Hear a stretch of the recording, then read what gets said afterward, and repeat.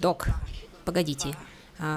Вы хотите мне сказать, что вы сделали машину времени из Делориана? Я так думаю, что если уж строить машину времени, то почему не сделать это стильно? Когда я в первый раз смотрела «Назад в будущее», я была абсолютно уверена, что эту машину специально сделали для фильма. Мне в голову не могло прийти, что это настоящий автомобиль, и его можно было купить в магазине и ездить на нем по улицам. Сегодня я расскажу вам о человеке, спроектировавшем машину времени – Джонни Делориане. И о том, как ФБР дало ему взаймы $2 миллиона на покупку наркотиков. Джон Делориан, господа. Илону Маску до него еще расти и расти.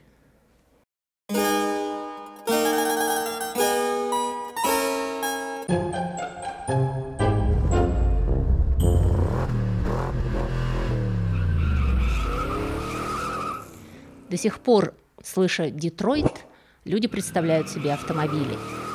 Сейчас преимущественно без колес, но тем не менее. Джон Делориан родился в Детройте. Вместо крови у него в венах текло машинное масло.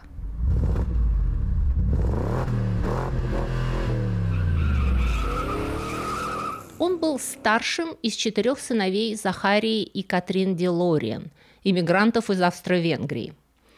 Их фамилия, звучавшая так аристократично и французисто, Делориан, на деле происходит от румынского слова «диалури» – «холмы». Отец его был румын, а мама – венгерка. Оба они были простыми, необразованными людьми, до конца жизни едва говорившими по-английски и с трудом сводили концы с концами. Жизнь была нелегкая, старший Делориан периодически уходил в запой и становился буйным, и мать сбегала с детьми из дома. В конце концов они развелись, и отец навсегда исчез из жизни Джона.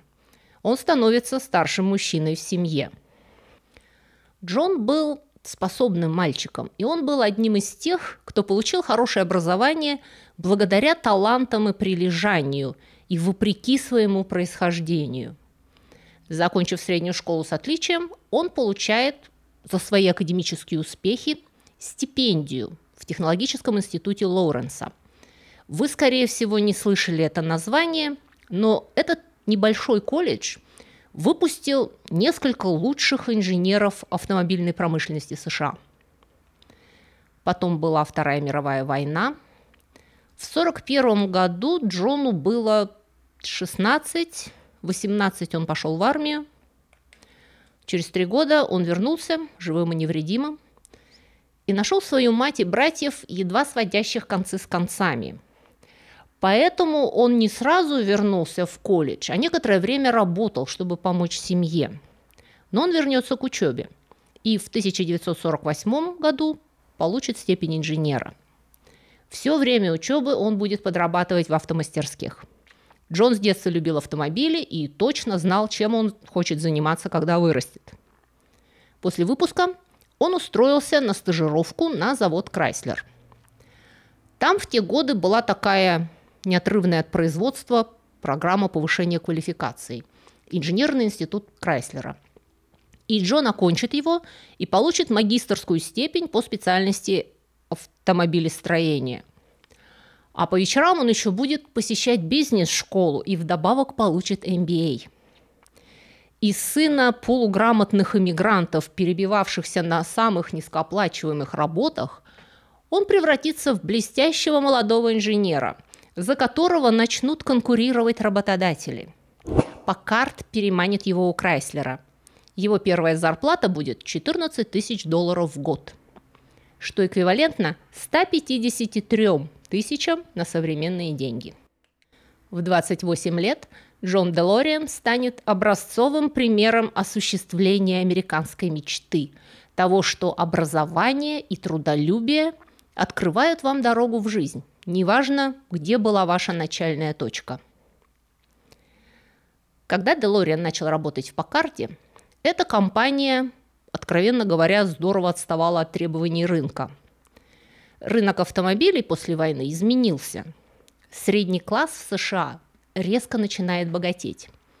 Возникает классическая американская мечта с домиком в пригороде, женой-домохозяйкой в белом передничке и на каблуках, телевизором в гостиной и 2 машинами в гараже для него и для нее. Растет спрос на машины для среднего класса. Не такие дорогие, как довоенные корабли на колесах, которые, собственно, строил Паккард, а модные, быстрые и экономичные, рассчитанные на молодую преуспевающую публику. Ford, General Motors и Chrysler начали заполнять этот рынок, а Паккард все еще держался за свои старые принципы, скорее рыцарские, чем рыночные. Они выпускали вечные автомобили под девизом «Качество, надежность и престиж». Годы работы в Паккарде отточили инженерные способности Джона и привили ему то бескомпромиссное внимание к деталям и стремление к инженерному совершенству, которые станут его личными профессиональными стандартами. Между тем, Паккард начинает пускать пузыри, и принимается решение о слиянии со Студебекером, что означает переезд компании в Индиану, где базировался Студебекер. Джон начинает раздумывать, хочется ли ему покидать родной город и семью, мать и братьев, которые все еще серьезно рассчитывают на его помощь. Но тут он получает звонок из General Motors. Им нужен такой человек, как он. И Джон тоже чувствует, что ему место в более динамичной компании, более молодом и прогрессивном коллективе. В 1956 он переходит работать в GM.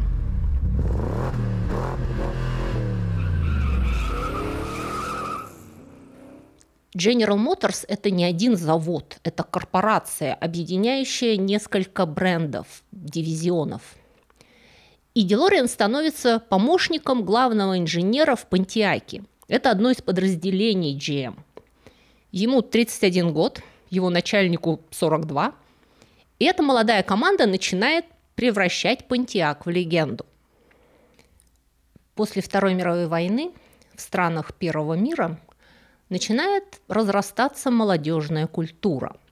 До второй половины века молодежной культуры не то чтобы совсем не было, но она не была так отлична и так оппозиционна культуре взрослых. От людей, окончивших школу, ожидали, что они немедленно начнут вести себя как молодые взрослые, а не как что-то среднее между взрослыми и детьми. Они рано женились, старались как можно раньше получить постоянную работу и начать строить карьеру. После войны все больше молодежи начинает получать высшее образование, детство растягивается, и появляются бунтующие молодые люди, не желающие взрослеть. И они начали составлять отдельную социальную группу, отдельную группу потребителей со специфическими запросами и стандартами. И те компании, которые вовремя заметили эту группу и откликнулись на ее запросы, вышли в лидеры рынка. Так вот, автомобилестроители далеко не сразу оценили перспективность этой новой группы потенциальных покупателей. Автомобиль – это дорогая вещь. Владеть машиной – это большая ответственность. И автомобили делали на века – надежными, удобными, безопасными, дорогими для крепко стоящих на ногах взрослых, преимущественно семейных людей. Но молодая команда Понтиака решает создать новую группу покупателей, и Джон Делориан придумывает для них новый вид автомобиля. Идея была контринтуитивна.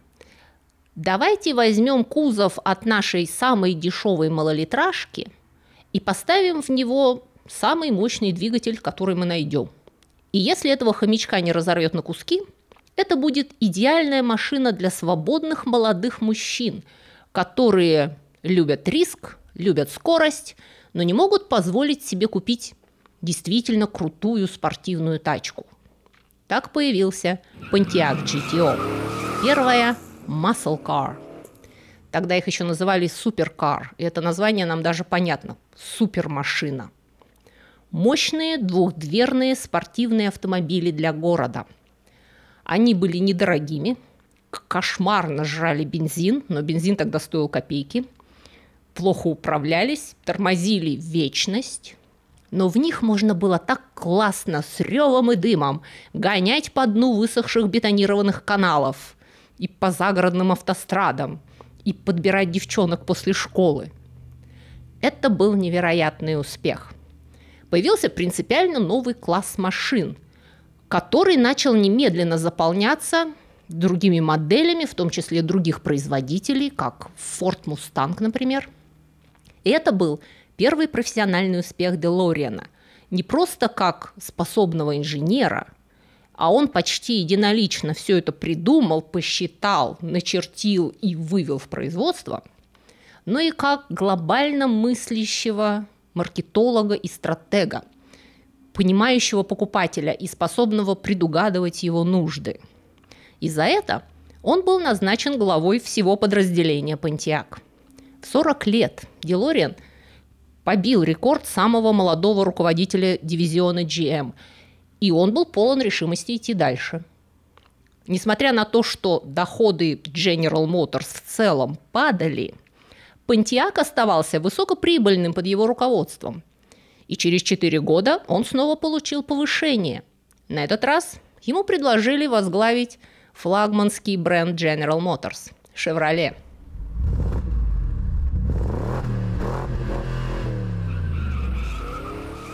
В те годы у Chevrolet были большие проблемы. Скандал вокруг Chevrolet Corvair чуть не утопил весь дивизион. Corvair стал одним из главных героев очень популярной книги «Опасен на любой скорости» Ральфа Нейдера, известного публициста и защитника прав потребителей. В этой книге на примерах доказывалось, что отечественная автомобильная промышленность ориентируется на удобство, дешевизну и мощность машин, игнорируя их безопасность. Настоящие бескультурники наверняка помнят Ford Pinto, который взрывался, если ему легонько поддавали под зад. Если вам интересны подобные истории, подписывайтесь на мои блоги, реклама которых будет, как обычно, в конце видео. Не забудьте, кстати, поставить лайк, если вам понравился этот рассказ, и подписывайтесь на мой канал. Так вот, Chevrolet Corvair имел тенденцию лететь кубарем на поворотах. Скандал выплеснулся и на другие модели Chevrolet. Короче говоря, пришлось отозвать 6,5 миллионов автомобилей.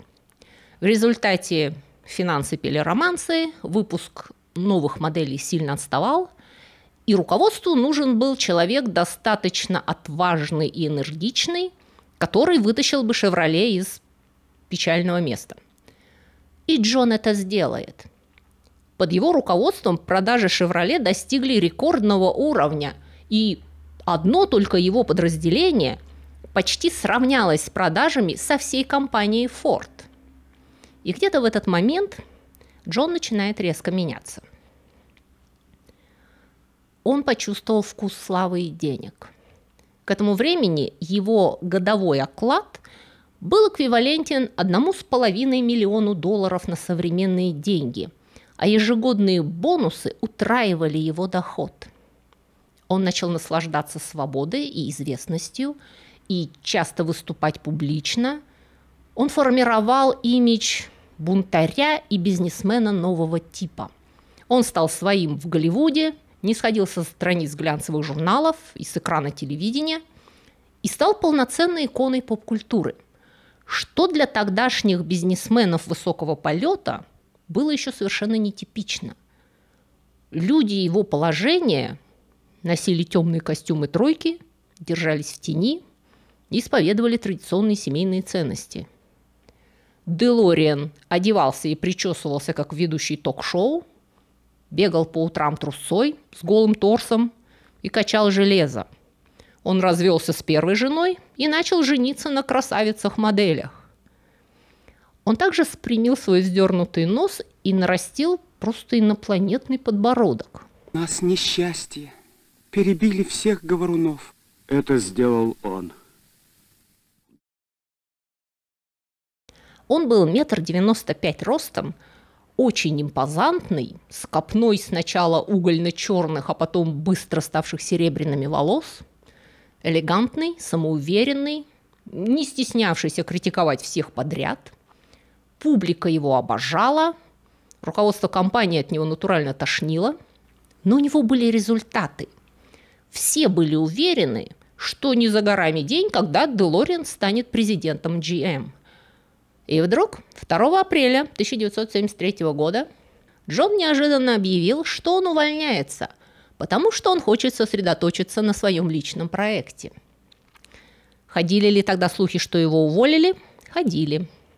Однако в том же году появляется DeLorean Motor Company. Отныне Джон будет делать то, что считает нужным, не отчитываясь ни перед кем и не идя на компромиссы. Он построит машину своей мечты.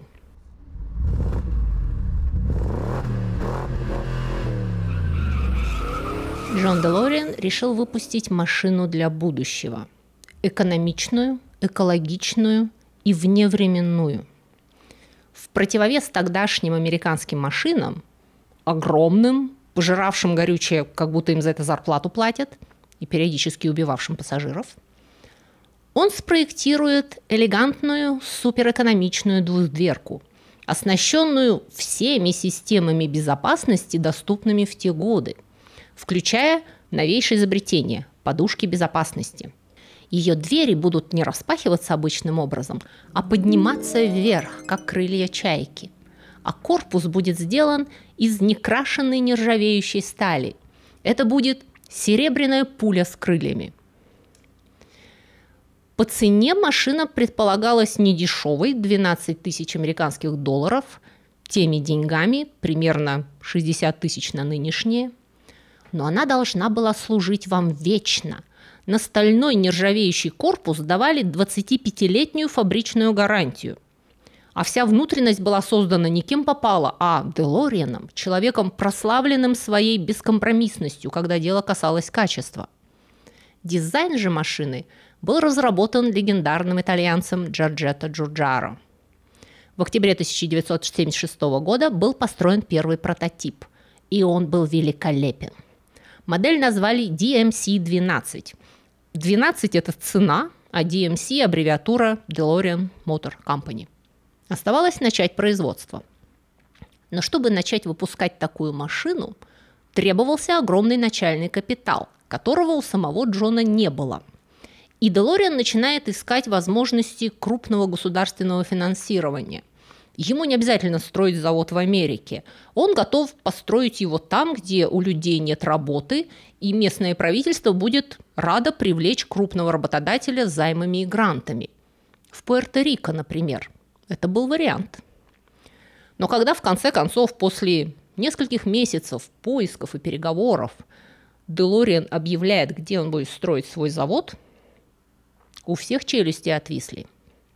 Он решил строить в Белфасте, в Северной Ирландии. Посреди гражданской войны, вы не ошиблись. В те годы Северная Ирландия была одной из горячих точек. Ирландская республиканская армия фактически воюет с регулярной британской армией при серьезной поддержке условно-мирного населения. 10 лет католики и протестанты перебрасываются бутылками с коктейлями Молотова на улицах Белфаста. Больше 2000 человек погибнет в столкновениях и взрывах бомб. И в результате в 70-х годах в Северной Ирландии был самый высокий уровень безработицы в Западной Европе. И британское правительство отчаянно старается успокоить и облагодетельствовать своих ирландских подданных. И они дают Делориану 100 миллионов фунтов стерлингов для строительства завода, аккуратно демаркационной линии, отделявшей кварталы католиков от кварталов протестантов. 1978 год был сравнительно мирным, и многие люди с обеих сторон надеялись, что конфликт будет наконец разрешен. И появление 2000 новых рабочих мест в городе, который все бизнесы обходили по широкой дуге, было встречено с огромным энтузиазмом. Делориан говорил, что политические проблемы нужно решать экономическим путем. Дайте людям работу и уверенность в завтрашнем дне, и, может быть, они перестанут драться. Его надежды оправдались. Никаких межрелигиозных стычек на его заводе не последовало. Люди гордились, что они участвуют в знаменитом международном проекте, что этот крутой, отважный бизнесмен выбрал их город для осуществления своей мечты, и они участвуют в стройке автомобиля будущего. Все католики и протестанты работали вместе, слаженно и усердно. К сожалению, мир, дружба, Первомай не могли компенсировать того, что никто из этих людей не умел строить машины.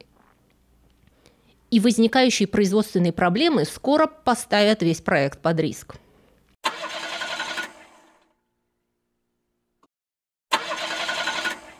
По договору с правительством Британии Делориан нанимал только местных. И эти люди никогда не работали на машиностроительном заводе. У них не было никакого опыта. Шутили, что последний крупный машиностроительный проект, осуществленный ирландцами, был «Титаник». И с этими неквалифицированными людьми Делориан планировал поставить на поток новую технологически модернистскую машину в срок в 2 раза короче нормального, вместо 5 лет, за 2,5 года. И он это сделал. Но в процессе пришлось срезать слишком много углов. В январе 1981-го первые DMC вышли на рынок. «Самая ожидаемая машина в истории», – восклицала реклама. И поначалу никакой рекламы было не нужно. Покупатели готовы были переплачивать, чтобы получить Делориан. Но вспыхнувший был энтузиазм очень быстро увял, а потом и вовсе превратился в поток саркастической критики. Никто этого не ожидал от Делориана. Его машины шли с браком.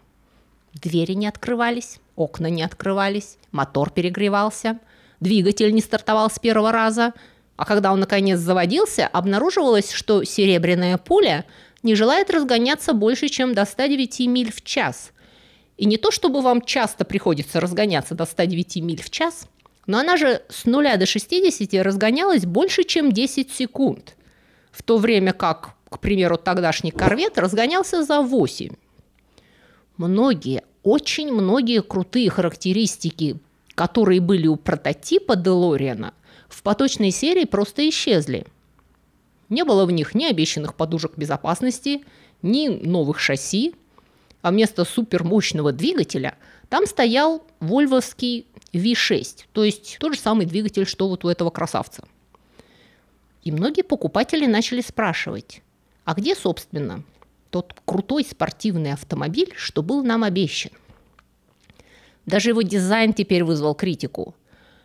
Джон Делориан был категорически против покраски своих DMC. Он цитировал Форда, который якобы говорил, что покупатель может выбрать любой цвет машины, если он черный.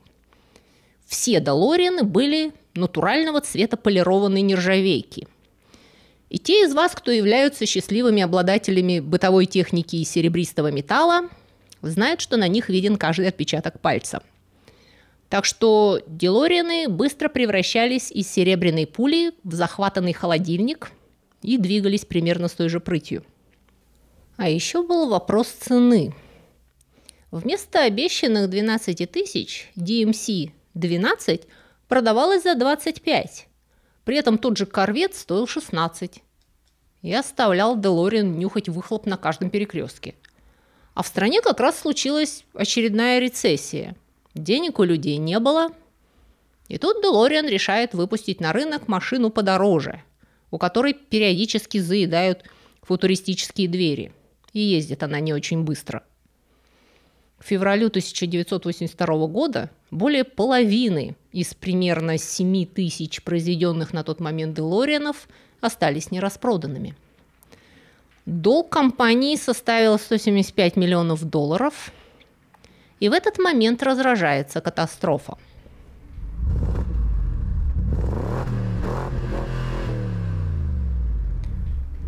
Несмотря на оглушающий неудачный старт, Джон не собирался сдаваться. Он решал такие проблемы у General Motors. Он сможет решить их и у себя. Но ему срочно нужны деньги. Просто чтобы начать исправлять ошибки производства, ему нужно было порядка 6 миллионов. Он ищет инвесторов, но никто не хочет давать ему деньги просто так в долг. Все хотят долю в компании. а он категорически не желает выпускать из рук свою суверенную власть. И в этот момент его сосед через улицу, дружелюбный мужик, который периодически присматривал за его домом, когда Джон с женой отсутствовали, предлагает ему схему, как достать 6 миллионов. Этот тип, Джим Хоффман его звали, говорит, что он знает людей, которые могут продать ему оптом партию кокаина, которая по реализации легко превратится в 30 миллионов долларов. Не то чтобы Джон сразу радостно ухватился за идею пойти на серьезное преступление, но он был в отчаянном положении. Его завод был на грани закрытия. Дело всей его жизни висело на волоске. И он согласился ввязаться в преступную сделку с сомнительным соседом. Делориан понятия не имел, что Хоффман в тот момент ожидал суда. Вы угадали, за перепродажу наркотиков. И стараясь выслужиться перед ФБР и смягчить себе наказание, он предложил им поставить капкан на знаменитого соседа. В отеле «Шератон» недалеко от аэропорта Лос-Анджелеса был приготовлен номер, оснащенный видеозаписывающей аппаратурой. Джон пришел туда с деньгами и получил от агентов ФБР, изображавших наркодельцов, чемоданчик с 27 килограммами кокаина. Его там же и арестовали. Это был скандал десятилетия. У средств массовой информации был просто праздник с бубенцами. Делориану светил большой срок, но его адвокаты тоже были не лыком шиты. Вся эта история была, конечно, гнилая до корней. Не то чтобы Джон бегал по городу, ища, где бы взять наркотиков для перепродажи. Хоффман, зная, что у него финансовые проблемы, сам обратился к нему с этой идеей.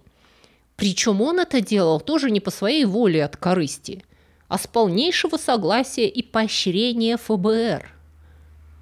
Но самое смешное, что в последний момент Джон не смог найти наличные деньги на покупку чемодана кокаина. И ФБР, испугавшись, что такой аппетитный карась уйдет от них, сами предложили ему, через, разумеется, агента под прикрытием, деньги в долг.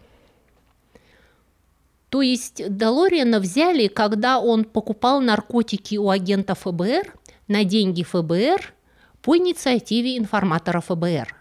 То есть ФБР фактически уговорило человека совершить преступление, да еще и деньги ему на это дало, а потом попыталось его за это посадить. В результате Делориан был признан невиновным, но к тому времени его компания уже обанкротилась, и его репутация как бизнесмена была безвозвратно запятнана. Его машина мечты продержалась на рынке всего 2 года, но она не исчезла из коллективной памяти человечества.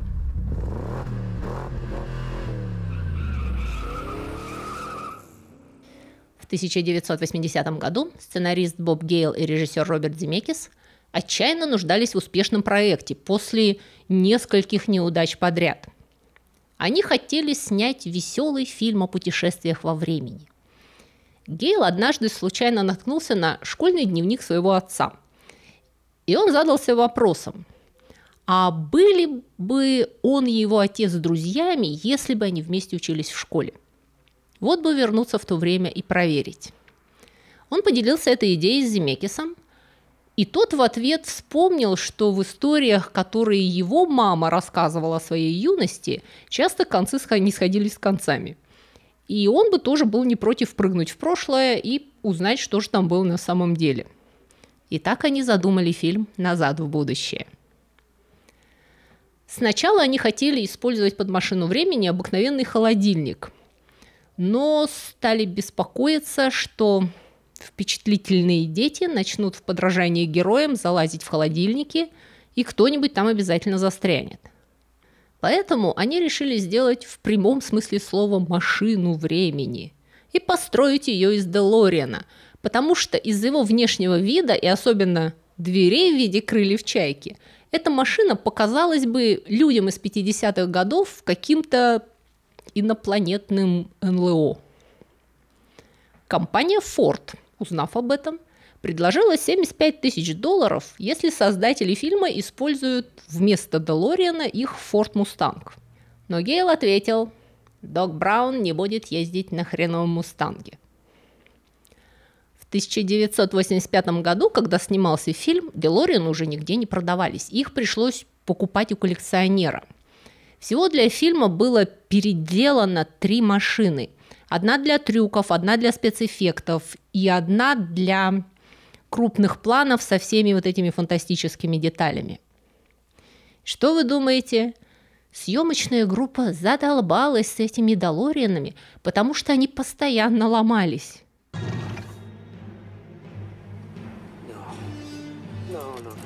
«Назад в будущее» стал самым кассовым фильмом 1985 года в мире. Он получил премию «Оскар» и еще несколько других премий. И с тех пор признание этого фильма только растет. Он приобрел культовый статус, и теперь критики и зрители считают его одним из лучших фильмов, когда-либо созданных за историю кино. Когда фильм вышел на экраны, Джон Делориан написал письмо Гейлу и Земекису, благодаря их за то, что они обессмертили его машину. Он умер от инсульта 19 марта 2005 года в возрасте 80 лет. На его надгробии изображен его спортивный автомобиль Делориан с распахнутыми дверями в форме крыла чайки. На сегодня у меня все. Спасибо вам за внимание и до новых встреч!